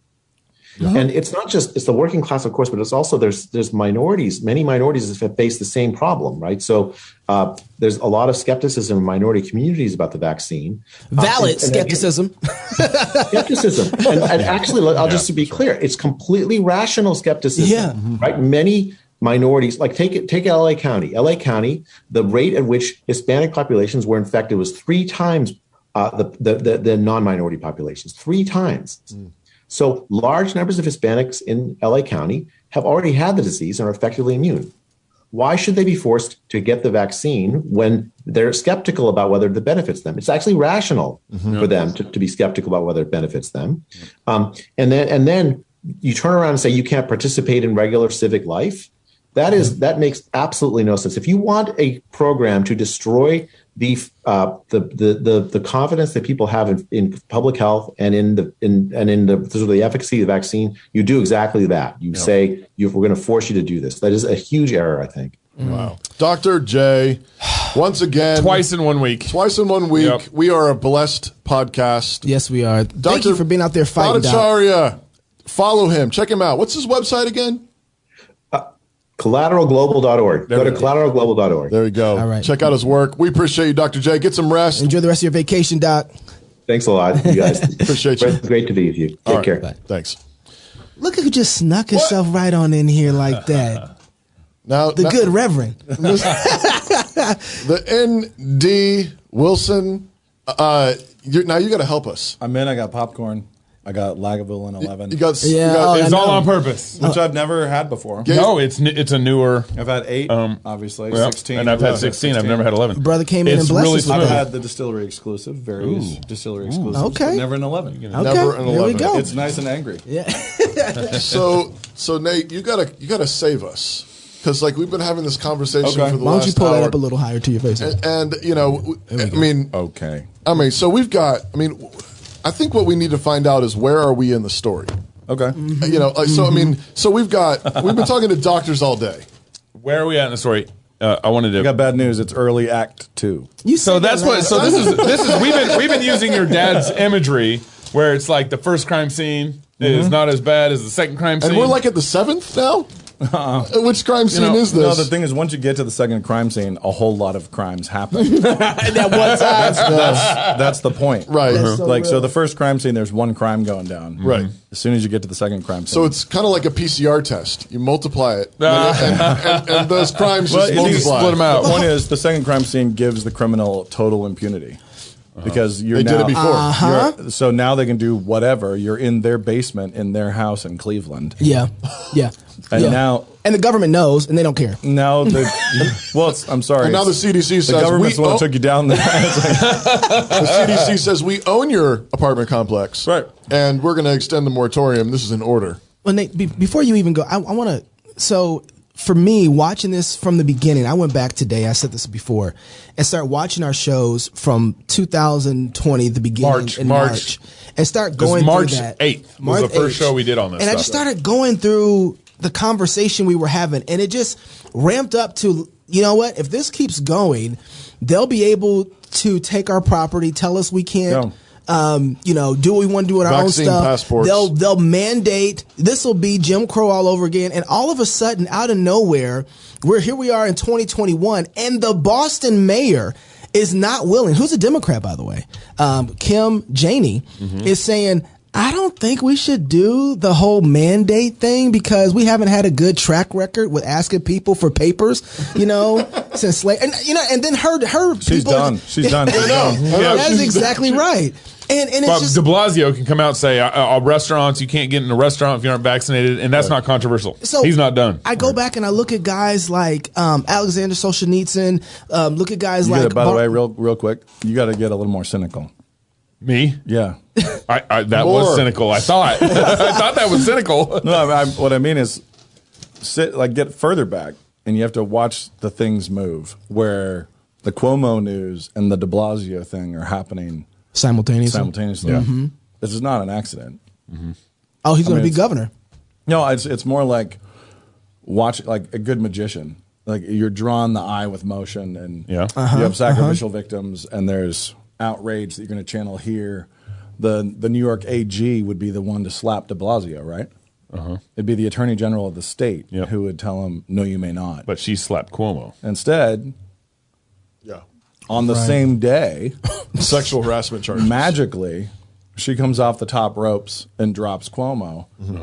And it turns into this fervor and fight, and he's resisting and everything else. And de Blasio is just kind of like, he should step down. Just skating through. Right. All the focus is on Cuomo. Yeah, it's all. I mean, de Blasio's. This is all just play action. Everything's play action pass. Everything's fake right, go left. I mean, But is it like orchestrated? I mean, are they all talking to each other? That's one person. That's the AG. Yeah. The New York AG would be the person to respond to de Blasio's move. And there's no way the AG didn't know in advance that was all going. That this had been vetted. Like, are you going to fight me on this, says de Blasio? Am I going to run into the New York State Attorney General? Like, that's not a big conspiracy theory. That's just it just happened. Yeah. What one of the things I've been thinking about this past week is kind of related to that is we're all up in arms about the CDC's moratorium, that they just extended or re-upped or whatever. But are we though? Well, but are we? I'm still sipping my scotch over here. I don't think we are up in arms about it. When those kind of things happen, there's kind of a flashy thing that happens over here. It's almost like they're doing that because there was a bigger play happening down here. And so when, right now we're talking about COVID, potential some sort of COVID 2.0, Moscow, Delta Lambda, Beta. Yeah. Plus. Everybody goes with plus. I've actually seen Delta Plus get referred to. Yep. Like Apple Plus and Disney Plus. Delta Plus. Plus. I heard that, yeah. We're big on pluses. In other news, Cuomo ordered all his witnesses to go into old fogey homes. That was a Babylon Bee thing. Because there was a lot of open space. Bars. But like with this new Delta talk going on, I feel like it's a distraction. Yeah, it has nothing to do with anything. But what's the real play? It's the next play action. There's the whole point is it's the next play. They're running the ball. They just keep progressing further down. That's all you're saying. Yeah. Here we go. Where are you going? The thing is, if you sold the farm in March, it's still sold. It doesn't matter. They can just do whatever. So that's not what bothers me, though. So I agree with you with that. Like, that's absolutely right. My problem is not that that's the play that's being run. It's that, like I was saying earlier, Alexander Solzhenitsyn, Bonhoeffer, they couldn't get people to wake up to see what was coming and what is happening where they were at. And here we are kind of in this same era again. Yep. And we just got done. I keep saying this. I'm almost tired of hearing myself say it. We just got done coming from this 60 years ago, and everybody's jumping and screaming right back to segregation again. And no one vaccine unvaxxed. No, hold on a second. It's even more overt than that. Because what de Blasio just did in the most Jewish city in America is create ghettos. And he, like the traditional Warsaw ghetto is what he just did. You better preach. And that's the fact that that's and black markets is what, right. Yeah, no, it's prohibition and ghettos all at once. So, do you think the Orthodox communities are going to be complying? No. No. They weren't complying with the first shutdown. Remember that video that guy, the cops came into the Jewish house. Yeah. But what is he doing? He's trying to cut them off economically, and every neighborhood and every group, every population center he has in the city is being cut off economically from the rest of the city, and that's a ghetto. Yeah. But it's not just slang ghetto. Like this is Right. we're in the ghetto. We mean like we officially put up barbed wire, and you're not allowed to leave this area. And it ends up with both ways in some ways, because you end up with this distrust going both directions. Yeah, well, or do you mean just the whole city? What I mean, the abuse only goes one direction. So you'll have black neighborhoods that only function inside that black neighborhood. Black economies again. By law. Yep. They are not allowed. You'll have Jewish neighborhoods that are only allowed by law to function inside their own neighborhood. That's functionally exactly what the fascists did in occupied cities. So we got This this. is the way you do it. What is the macro? There's definitely some macro things going on here. Like Ron DeSantis came out today just swinging. Which is fantastic. Ron's on the campaign trail. Yeah, no, he totally is. He totally is. He's channeling a little Trumpism. I have a love-hate relationship with him. Because he shut things down and the opening. It's not just that though. He's doing the same move that they're doing. It's kind of political. Yeah, it's political, and he's using the same sort of, instead of promoting a culture of freedom. He's trying to say, no, you can't. Businesses can't tell their people to wear masks. So he has. But at the same time, I see him doing stuff like, "No, Mr. President, I'm not going to get out of your way. I'm going to protect my people." And I see this lovely picture of interposition that I'm like, "Yes, I love that." But could you not force businesses to do one thing or the other, but just let them decide on themselves what they want to do? So DeSantis he at least has the credibility to have said, "We tried that. And it didn't work. It didn't work." Now. Like, okay, that's better than most people. I still don't like it. Yeah. But what you have here right now is you have a bunch of people, I think, worldwide and in our country and in our churches and in our community and among your listeners, a bunch of people who all want to focus on other stupid people and not their own absolutely pathetic weaknesses. Well, thank you for being on Cross Politic, Nate. Thank you. You can go back to wherever it was you just came from with that. I think about how many people can say, "I didn't even flinch at all." Yeah, not even a little when they yelled "boo" the first weekend and the second weekend and the third weekend. When there was no bread on the shelves. Yeah, didn't flinch. I did not flinch. At no point did I kind of jump. And we're like a bunch of kids on the couch where, some scary scene comes on the movie and everybody flinches and everybody's like, "You were so scared." I wasn't scared. You're a moron. And someone's like, "Turn it off." And scaredy cat. And it's like, you were scared too. You jumped. Yeah. Billy, you jumped. And so I look around at conservatives, so-called. I look around at all the people who want to be. I mean, DeSantis jumped. He shut 100%. Down for him. He jumped. So if I want everybody to just straight up own it, own your flinch, own your jump, own that vacation you canceled on your kids, own that decision not to have that dinner with family, own your bailing on worship that one Sunday, you little putz. It's like wow. It's like you better own it because you have the same little flinch that everybody else had. It just that now you're proud of yourself because you're tired of it. Yeah, which frequently can just come out of laziness. It's like it's not. What's the difference? It's like the fire of your courage is coming out of sloth as opposed to this is a pain and I hurt now. Can I please be done? What's the difference in fruit that comes from owning it and just kicking because you're mad or you're tired or you're lazy? Well, what we have right now is I think way before the election, I told you Trump is a proud man, and so there's likely going to be some kind of. I know. I remember that. But that goes for everybody. And I can say that all of us need to be honest about ourselves and about our country and about our people and our communities and everything else. And I would say that my mic is going up and down, but it's not because I'm moving my head, I promise. No, it's got a gate on it. Yeah, it's I had too much pride and I wildly overestimated Americans. You did? Yeah. Me too. Wildly. I think I did too. I still do, Like, probably. what? That's probably the problem with my question is that I still overestimate. And just realizing, like, whoa, I had a much higher opinion of us pride, huh? than this. And it's not like an idolatrous pride, but No, man, right. I just thought that we were way better than this. And I feel like I'm watching the U.S. men's track team just get spanked over and over and over again. It's the same deal. Yeah. So it's like, well, man, our women know how to battle, and some of our guys do. Right. Yeah. But I mean, the only conservative politicians we have in Idaho are women, apparently. Yeah.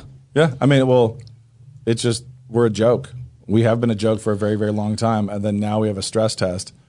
It's a and this is incidentally a side note. This is a fire drill. This is not even the real thing. We're not even to game time yet. Right. This is the fire drill, and that's the terrifying part.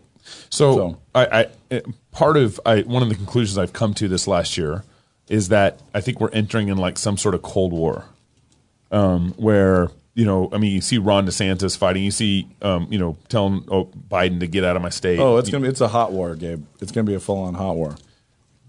Yeah, no, I think it's going there. It's just like everyone is kind of starting to, I think, find their ranks. You're just saying we're not shooting yet. Yeah, right now it's not. It's not bloody yet. Yeah. Although how many Capitol cops have killed themselves? Yeah, 4. Yeah, no, it's horrible. Allegedly. Yeah, right. Allegedly, Hillary Clinton was in town 4 one of the weekends. How many more are they? Yeah, are there, and are they all in other countries at this point? And can they testify? I mean, 4. I know. What do you make of that? I make that there's 4. And if any of us were watching a Will Smith movie, we would know exactly what to make of it. Mm-hmm. And that's one of the things that's going on here. Is just enemy of the state come to mind at all? But like, how dumb are we? And the thing is that we so believe nihilistic Darwinism that we think everything's a coincidence, and we never want to draw any conclusion. Yeah. But there's an author, and he's writing a story, and there's characters, and they're trying to write stories, and they have the nerve to push their chips right out front and just dare you to say the absurd thing. So you really think we're murdering our own cops? Yeah. Right, well, right. So, but one of the things I was thinking about was, okay, we've the government's been screwing its citizens for a long time. The government's been telling its companies and businesses to shut down, zoning codes. This is another thing, which is another way of saying people screw each other and have been always. Right. But people in power do it. Right. But why all of a sudden I feel like something switched in me where I feel like, okay, this is far more like warish, Cold War-ish than, in 2019 I wasn't thinking that way. Now, but in 2021 I feel like, okay, we're heading into a real conflict in our country. Yeah. Well, you look at the little Arizona tussle with Merrick Garland. Yep. And now the DOJ is investigating Phoenix cops. Mm-hmm. And like they're flexing in Arizona, and Arizona is saying, show up here and we'll put you in an Arizona prison. And yep. Merrick Garland is saying any government official who investigates an election could do a year in in the clinic. And like $100,000 fine or something. It's $1,000, but $1,000 fine per offense. But the offenses are like examining a ballot. So if you examine a bunch of ballots, millions of dollars. Yeah. Okay. So anyway, it's wild right now. And when you have Arizona flexing on the Department of Justice and the DOJ flexing back on them, I think you're not in like there's not just Cold Wars and firing wars. Yeah, not just Cold Wars and shooting wars. We're in like a wrestling match, and it's not like it's a physical fight. We're in a physical fight. It's hot, but it's not lethal yet. Yeah, mostly. Is it a women's wrestling match? only if we win. Only if we get the gold. So with that being, I saw you complaining about that, by the way, and I was like, man, I like her, and I think God likes her too. We think so too. I thought so too. I think she's probably a great woman. I just don't think she should be wrestling. Yeah, but so here we're gonna go down a whole. Yeah. We'll never get. I want to ask. That's been a week-long conversation. So Nate, with that being the case, there's a lot. I've seen people make decisions about the next 10, 15 years, 20 years. Based off of what happened in the last year, everybody's kind of shifting and saying, I probably need to be somewhere where it seems like I have a community and a culture that I can thrive in right now. And a lot of people didn't move because they're still wondering if it's going to be that way for them or if they have an opportunity to go somewhere. But they just want to be the last ones eaten. So so you're saying, and I was a little concerned about like, should you tell people like, you better get out? Like, it's time to move. It's time to find your people. It's time to start building there. It's time to find a church that was at least that came back and repented and commit yourself to them for the next 40 years, 50 years or so. You know, what's the move for somebody right now who is living in New York, who are facing those kind of mandates, or in some sort of city where it's like they see it coming? Their work and their lifestyle is they are working for the government in some way as a contractor in some way. What's the move? I think it is going to be different for every single person. Yeah. Because every single person has a different altar. It's like, where's your altar? And you're sacrificing. Being in that place, you're sacrificing. Mm-hmm. Yeah. What are you sacrificing? And to whom are you sacrificing? So are you sacrificing the safety of your family? Are you sacrificing the education of your kids? Mm-hmm. Or are you sacrificing worship? Kids? Kids, period. Yeah. Are you sacrificing them? And on which altar to whom? Mm. We are all supposed to be putting everything on an altar. Kids, family, jobs, everything, all the time. Which altar to whom? That's good. So if you are in D.C. and you're in D.C. because you are sacrificing and you don't want to be in D.C., like, I'm not here because I love D.C. I'm not here because I love power. I'm here because I'm sacrificing. Right. I'm sacrificing, but I'm sacrificing to God to be here. Like, I'm obeying. I'm being obedient, and I would much rather be off in some little, Mayberry place where the cops always tell the truth. And what's the difference between like sacrificing your kids to the public school system versus genuinely giving your kids over to God, sacrificing them to God? Well, they're both a sacrifice. Well, yeah, but you're sacrificing ultimately when you're looking at how fatherhood works correctly. It's when you're laying your life down for your people. Mm-hmm. You took a wedding vow. It's like you took a vow. Are you living like that? Are you living like that towards your wife and towards the fruit of that union? Mm-hmm. Like are you laying yourself down? And are you doing that because God wants you to? Mm-hmm. Like, that's what it looks like. So you focus on your own body getting up on that altar. And that's what you're doing. You're doing it to God, but you're doing it to God for these people because God told you to. That's right. It'd be very easy for me to go just work in LA or New York or Nashville. Mm-hmm. Or really those three. I could go anywhere with my job, but those three places, there would be lucrative opportunities. Yeah. And if I did that, I'd be taking my daughter's senior year. Mm-hmm. Like, hey, let's go. How about you sacrifice? Mm-hmm. For dad's career. Yeah, you're gonna sacrifice for dad's career. You're gonna sacrifice for dad making more money, and that's just selfishness, and that's the wrong altar to the wrong person. So it seems like also one of the ways you evaluate that is when you're putting everything on the altar to God, the things that you sacrifice to God, God raises up. There's fruit in that sacrifice. Now it's not immediate. It's not. It's not tomorrow necessarily, but you see the fruit of obedience to God. Yeah. And whether if you're in DC and it's in obedience to Christ, you're going to be. It may be hard. It's not your favorite place to be, but you ought to be seeing fruit, seeing like evidence. Christ is here. God has me here, and I'm utterly convinced of that because these are the evidences of that. This is the fruit that's coming from that. You can tell very, very quickly. You can tell whether or not you are not supposed to be there. Right. Like, I'm telling myself I'm supposed to be here. Right. But the consequences, the things that are happening, would all make God a liar. God's not keeping his promises. Right. If God's not keeping his promises, you're in the wrong place or doing the wrong thing. You're not obeying. Right. Yeah. You want to get under that blessing. Yeah. Yeah. And you get under the blessing when you are wherever Christ would have you be. Mm-hmm. And when you're with Christ, when you're standing with him, then you're exactly where you need to be, where you ought to be.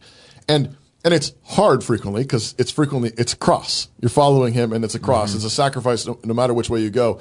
But if you're there with Christ, there is deep peace, there's deep joy, and his blessings on it. Sure, but then you can even there. I have a number of friends who have told me they're on a mission, right? They are straight up Blues Brothers on a mission from God.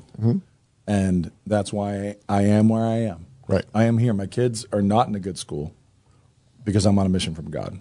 Yeah. That bad school is my God's fault. Yep. Right. And But that's not the blessing of God. right. But they can be happy. Yeah. They can have that. They can have faux joy. Right. And then I come back around and we have lunch and somebody's like, yeah, he's lost his wife and his kids. Right. You're like, oh, so That's not joy. so maybe not a mission from God then? I mean, is this the I told you so moment? Do I say neener neener when somebody shares that with me? It's like, no, but I mean, like I'm scrolling back through conversations in my head 5 years ago when this guy was assuring me, no, God wants me here. I'm here because God wants me here. Right. That's BS for most of us. So Nate, So I'm as rooted as I could be. Like if you think about somebody who has roots in a community, Right. I have roots in this community. I am wide open to going anywhere. Yeah. Like I'll go wherever. I don't think I'm supposed to. That's why I'm here. Right. But the instant I think I'm supposed to, I'm not going to be staying here out of some sentimental or emotional attachment to my family, which would be the wrong altar. You know, it's like I want that generational legacy. I want that generational blessing, but I want the real version more than I want one locality. Yeah. So yeah, I'll hit the road the instant I think I'm supposed to. Right. before we go, last thing. Unless it's a Delaware. Anyway, sorry. And then guys like Delaware.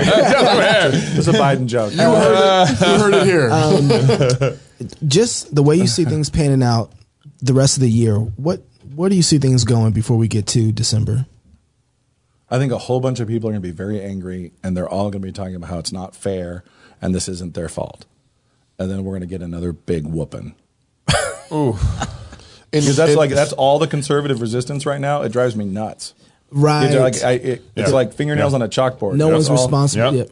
It's not fair. That's right. Oh, shut up. Yep. We didn't vote for Biden. It's not fair. And also, I want this to stop, please. Just make it stop. It's not my fault. It's not fair. I was a good little citizen, but now I'm angry and irritated and annoyed because I have no principles. And this is just the flesh responding. And there's no I repentance. have a lot of very liberal, people I work with and friends who I have more respect for, a lot more respect for than I do for a lot of conservatives. Because all that's happening with the conservatives is an outworking of their personality and their personality flaws, their laziness, frustration, anything like that, versus a lot of the liberals I work with who actually have principles. And I might disagree with their principles, but they're applying their principles. Yeah, they are. And also could be genuinely afraid. If their principle is the government is supposed to save us from threats. Right. I'm not a theocratic libertarian. I'm not a conservative. I'm not a constitutionalist. I think the government ideally will pay for all health care and keep us safe. Right. Well, they're being principled. Yeah. The left is being far more principled. Inconsistent. Yeah, and consistent than the right is. And so I have trouble with all of the whining from the right. Yep, 100%. About the shutdowns. And I want to look at them all and say, you flinched on the couch. You totally did. You totally did. Yeah. And now that you're tired, now that you're frustrated, now that's overbearing. You're acting out of anger and frustration and weariness. And while I might want a bunch of people to do that, I don't have any respect for them as individuals. And that doesn't actually go well. You don't actually end up with freedom. No. Well, and I actually feel like I think that's the ones that are the loudest. But I feel like the large majority of them would go back and crawl underneath the rock anyway. Or flinch again. Or flinch again. Like 100%. I just don't feel like they wouldn't flinch again. I feel like that they would crawl right back under the rock because it's like when you out Stop there, their church. When you're out there with your boys Go online. and somebody comes and jumps y'all, the ones who were swinging with you are going to be the ones who were swinging with you, and the ones that went and hide, and then when they start running, they're like, yeah, you better not come back here. It's and like, stay out. Like, fuck, when they done, I'm dealing with you because you was, you know what I mean? Well, but see, that's where I am. That's exactly where I am right now. When this thing happened, I did not modify my behavior at all from day one.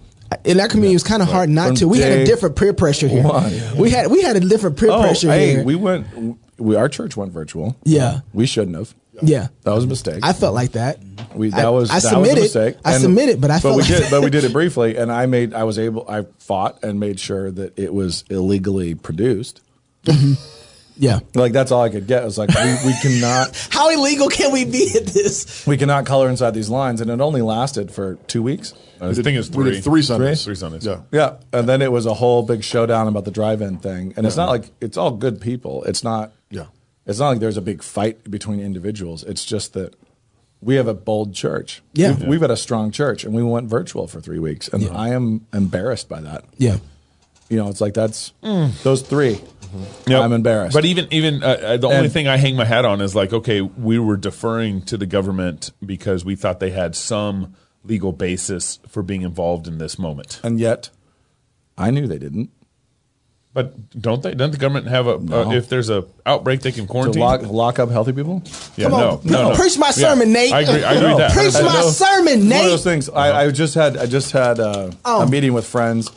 We have a project together, and Popcorn tastes better. friends were saying, like, listen, at the beginning, we didn't know. And I was like, I did. Yeah. You didn't, you joker, but I did. But it didn't even matter what we knew, other than the fact they didn't have the jurisdiction on the to principle. operate. So the thing is, Right. what got confusing was we didn't know whether or not the virus was going to be Ebola. Right. We didn't know that. But we at that point, We didn't know, but by that first weekend, we didn't know if it was going to be Ebola. We didn't know if it was going to be the Black Plague. I knew it wouldn't be, because same reason I knew Y2K wouldn't happen. But that's not what I knew. What I knew, this is not a condensed moving picture show.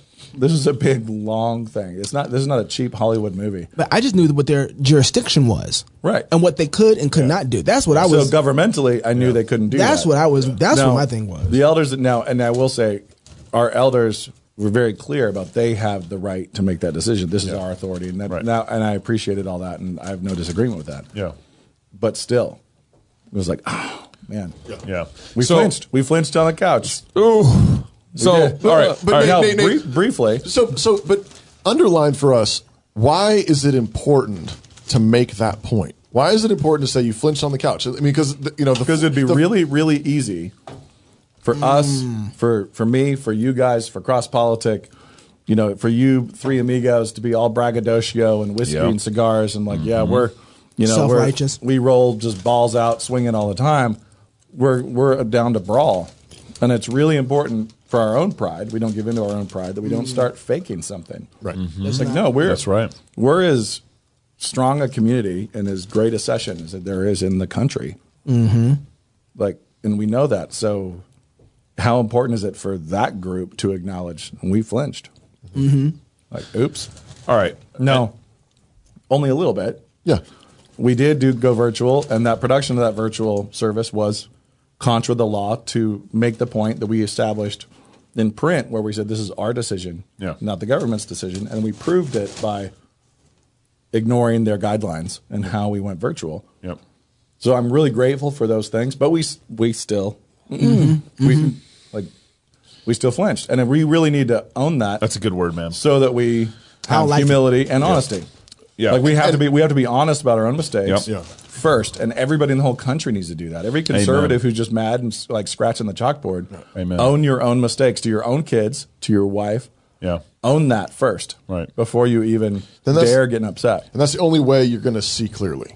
Yeah. So if we want to move forward, we want this place to be a different place. We can't be clouded by our own pride, by our own ego. Right. So That's right. If I can't say into a microphone, "Oops, we screwed up. We shouldn't have done that." Yeah. Then I'm already in prison. I'm just imprisoned to my own pride. And so much of So good. what we talked about tonight was, why won't the government do that? Yep. Why won't doctors do that? Why won't CDC do why that? won't they own? What they did wrong? You mean like we're Why doing? won't they humble themselves? Science is dynamic. And Science is a living document. And the- kind of like the Constitution. yeah. the answer seems to be that the world is not going to do it until the church does. That's right. I mean, they're not going to do 100%. it if we don't. If we don't show them how to humble themselves, how to. The number of guys I watch try to like retell the story. We all do this, by the way. Yeah. When we do something embarrassing, we screw up, we make a mistake, whatever, we get rolled. We get laid out on the football field or at work, whatever it is. We always want to look around.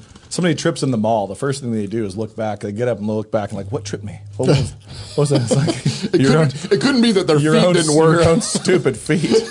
It's like, but you watch that like, everybody looks down like, what was something. That was you chump. So that's funny. We all do that, and we all want to blame the other guy. We all want to say, I didn't. The sun was in my eyes, the wind, whatever. Yeah. The woman you gave me, it doesn't matter. My wife was freaking out.